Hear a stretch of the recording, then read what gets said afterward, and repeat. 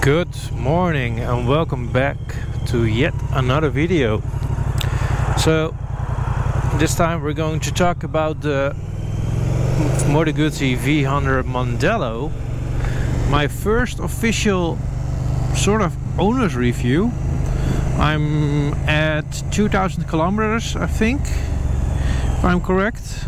Let's see, yeah, 2223, so 2223 kilometers, and we had the first service about 700 kilometers ago.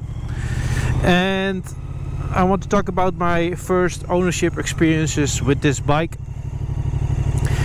and it was not without problems.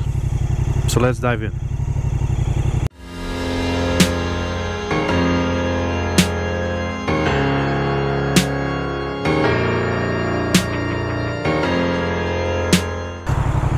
So let me be clear, I still love this bike. I have it now since May, so that means almost more than 5 months. So I've ridden 2,223 kilometers, and as I said, first service was done and I had some problems. But before we go to talk about the problems, I want to tell you my overall owner experiences of this bike and what I think about it right now. So as I began, I still love this bike. I still think it's a really good bike. I've been riding it a lot. I've even ridden it in the German Eifel, which is really twisty. I had some footage of it, but I accidentally deleted it. It's still a capable bike, and ever since the first service I was allowed to go more than 6,000 RPM, which is really nice because now I generally feel the bike's power, and it is powerful enough. And every time I look at this bike I still think it's really beautiful. So yeah, I'm quite happy with it. I did some changes to the bike, of course. I installed some Hepcon backup parts. You can see that in my other video. I've installed another windscreen from Sizzapp, which is really good. Let me just... Oh, I also have a really cool tip or trick with this bike. If you hold down the mode button, it will give you the windshield regulation. Yeah, nice. First problem I've had with this bike was a small problem. In this case, one of the orange stickers on the left is peeling off, so that's a bit of a quality issue. And there's also one badge on the right is getting off slowly. Just let me pick a spot to stop and I will show you. It's a while ago that I've ridden this bike and I forgot how much fun it is.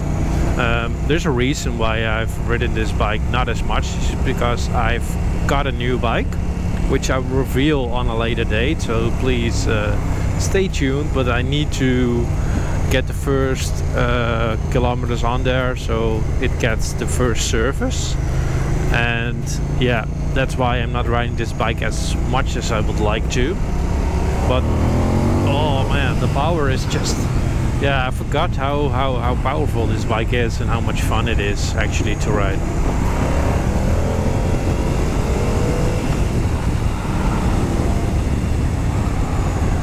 Okay, let me just stop here for a second. So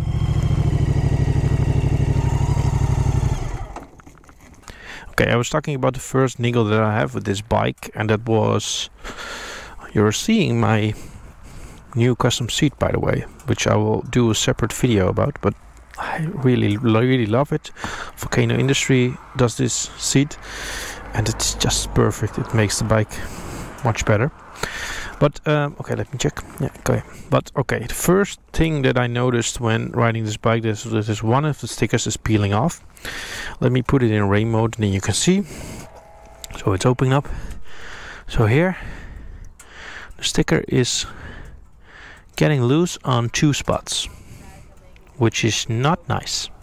But it's easily replaceable because these stickers are under the clear coat, so it is an easy fix.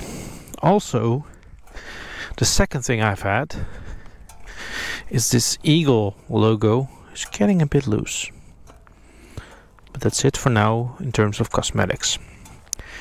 I did had something else, and it was not a catastrophic thing, but yeah, it's not nice to have.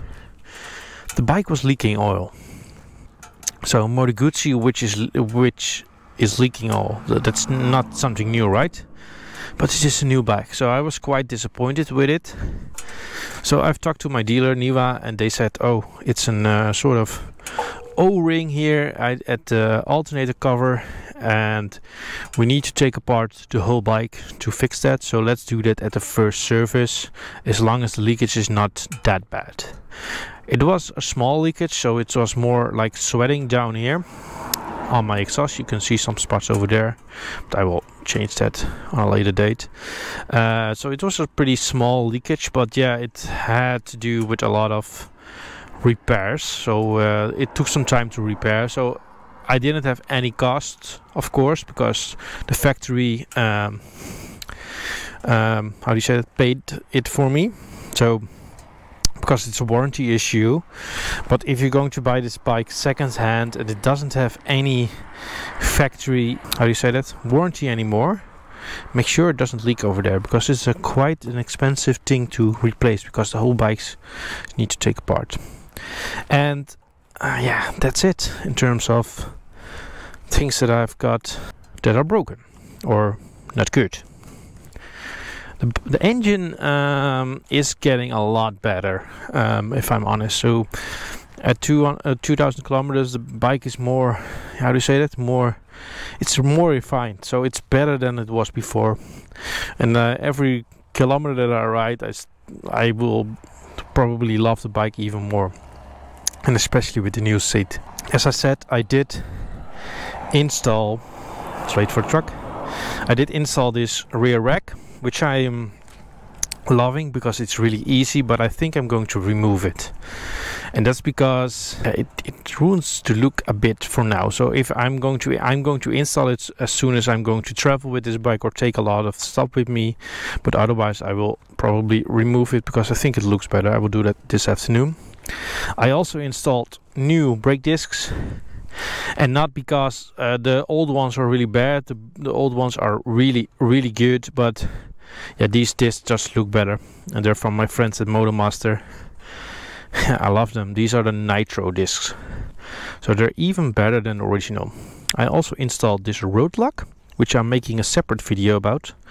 If you're watching it, I probably already have done that, but you could see it on the YouTube channel. And of course I've installed radiator protection, which is much needed because it's exposed as hell.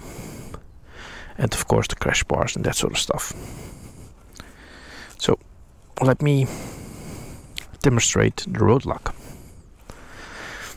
So the Roadlok is really cool. I absolutely love it. It's an easy way to transport your discs, and yeah, it doesn't affect anything with riding. It's just perfect.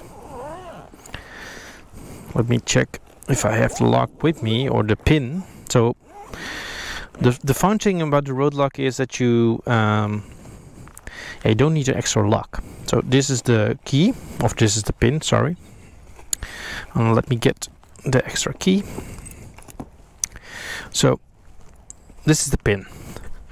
So when you're on your destination, you put in the key. Normally I also have a dust cap, but I've left it at home. Put in the key and remove the thingy. Let's wait for the truck.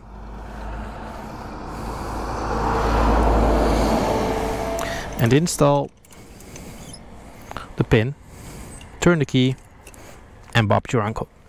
So the good thing is that you cannot move the bike with the pin in it, so you cannot destroy your brake disc, you cannot destroy your front fender, and you never forget your lock. So that's a really nice thing.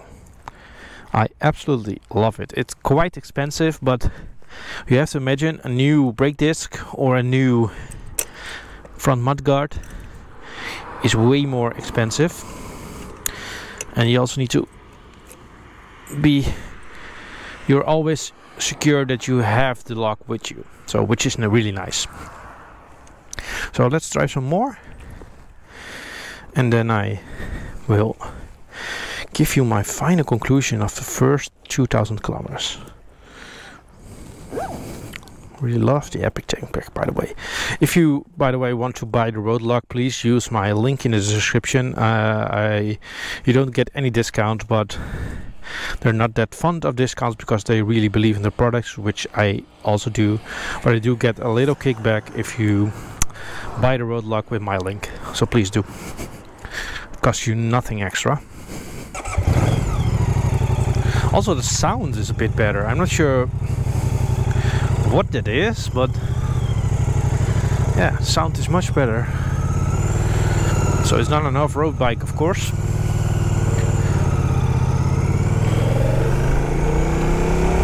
So my final conclusions, the first 2000 kilometers, am I still a happy owner? Yes, absolutely. Would I recommend this bike?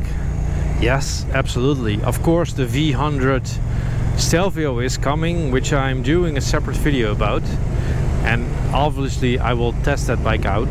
But for now, I am absolutely happy with this bike. It's a beautiful bike to look at, it's a good bike to ride, and yeah, I have no problems with it otherwise than the little small oil leak, which is a warranty issue. But that's it. So I hope you like this video. If you do, please leave a like, consider to subscribe, and I will see you in the next video. Bye.